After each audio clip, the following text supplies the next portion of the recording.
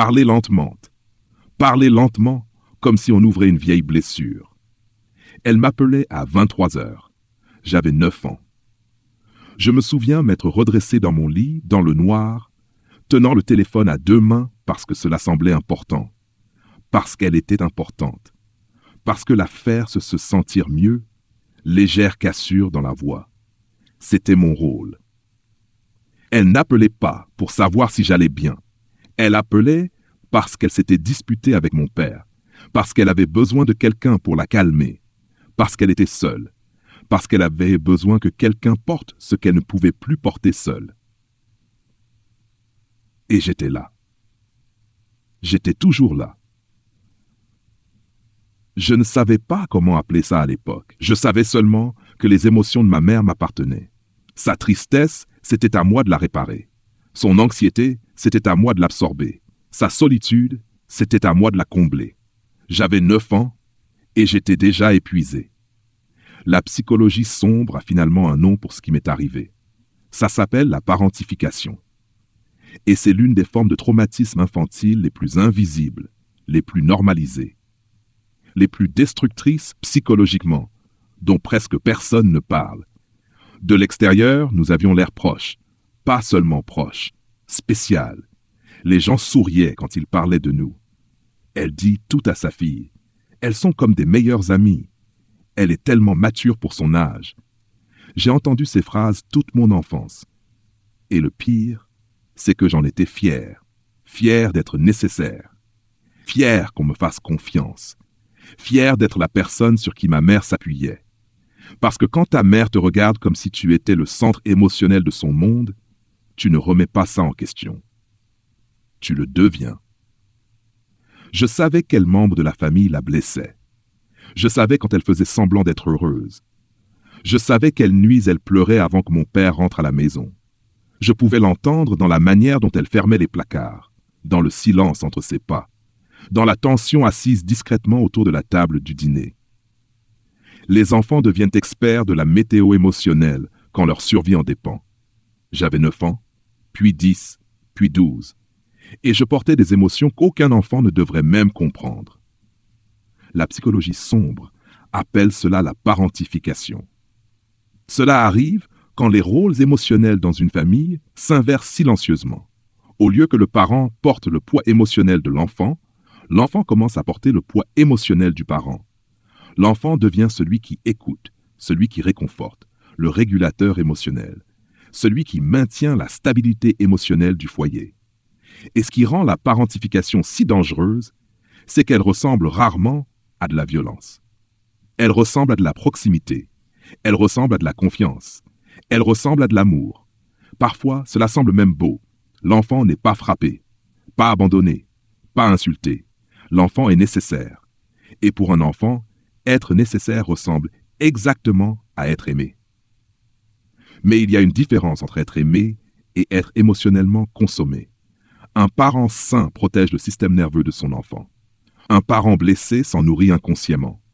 L'un donne de la sécurité, l'autre prend de l'énergie émotionnelle à quelqu'un de trop jeune pour comprendre ce qui lui arrive.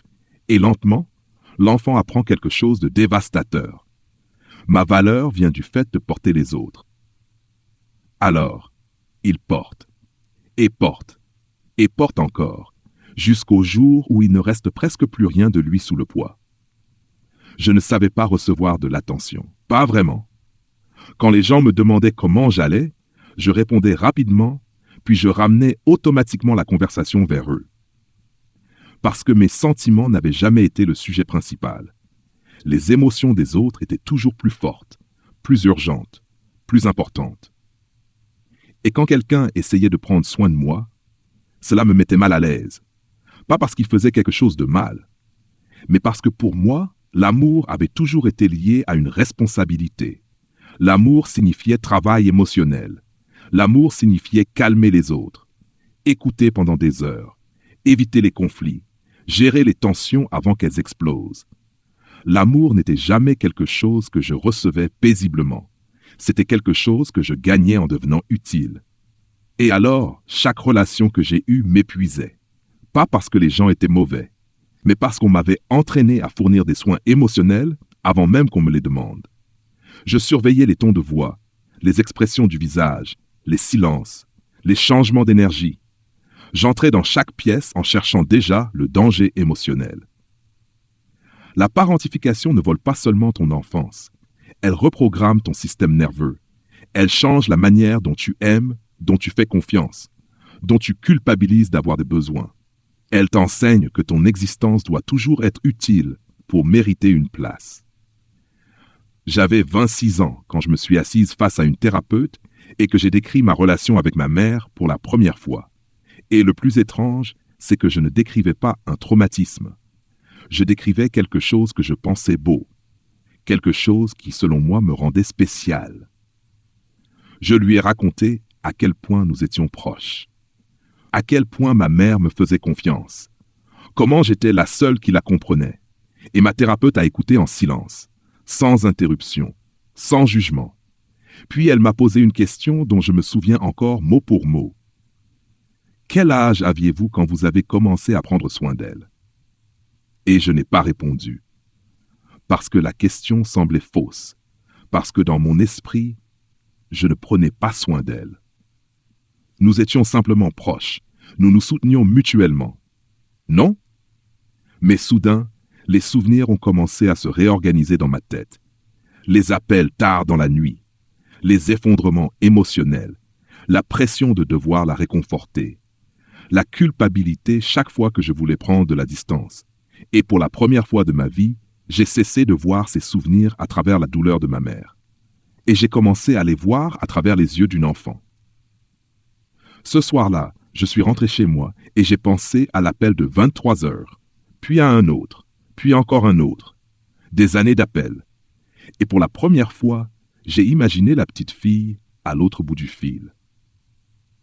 Une enfant assise seule dans le noir, tenant un téléphone à deux mains, essayant d'avoir une voix assez calme pour stabiliser un adulte, essayant de dire la chose parfaite, essayant d'empêcher quelqu'un de s'effondrer émotionnellement. Et soudain, une question est entrée dans mon esprit. Une question qui n'y était jamais entrée auparavant. Qui prenait soin d'elle? Long silence. Qui remarquait quand elle était dépassée? Qui protégeait son système nerveux? Qui portait ses émotions pour qu'elle n'ait pas à les porter seule? Personne.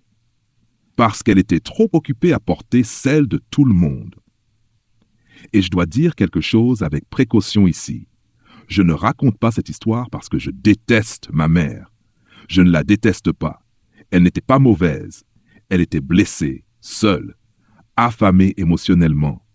Et comme beaucoup d'adultes blessés, elle a saisi la source de réconfort la plus proche disponible. Mais cette source, c'était moi, son enfant. Et les enfants ne sont pas censés devenir des systèmes de soutien émotionnel pour les adultes. Ils ne sont pas des thérapeutes, ils ne sont pas des conseillers conjugaux, ils ne sont pas des récipients pour la douleur des adultes. Les enfants sont censés se sentir protégés, pas responsables de protéger tout le monde autour d'eux. Si tu as grandi en te sentant responsable des émotions de ton parent, si tu as appris à lire les humeurs avant d'apprendre à lire les livres, si être nécessaire est devenu la chose la plus proche de l'amour que tu aies jamais connu, si tu t'excuses encore d'avoir des besoins, alors écoute-moi attentivement. Ce n'était pas de la maturité émotionnelle, c'était de la survie. C'était un travail émotionnel qui n'aurait jamais dû appartenir à un enfant.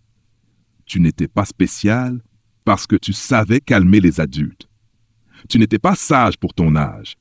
Tu étais un enfant portant des poids émotionnels qui auraient écrasé la plupart des adultes. Et tu les as portés parce que personne ne t'a dit que tu avais le droit de les déposer. Mais tu as le droit de les déposer maintenant. La psychologie sombre n'existe pas seulement dans la cruauté. Parfois, elle existe dans le silence autour des choses malsaines que tout le monde a appris à appeler amour. Elle existe dans l'épuisement qu'on a normalisé, dans la culpabilité qu'on a héritée, dans les schémas émotionnels qu'on a répétés parce que c'était les seuls schémas que nous connaissions. La guérison commence au moment où ce qui n'avait jamais été nommé reçoit enfin un nom. Parce qu'une fois que tu peux nommer la blessure, Tu peux arrêter de te blâmer de saigner à cause d'elle. Alors maintenant, tu as enfin un nom pour ça.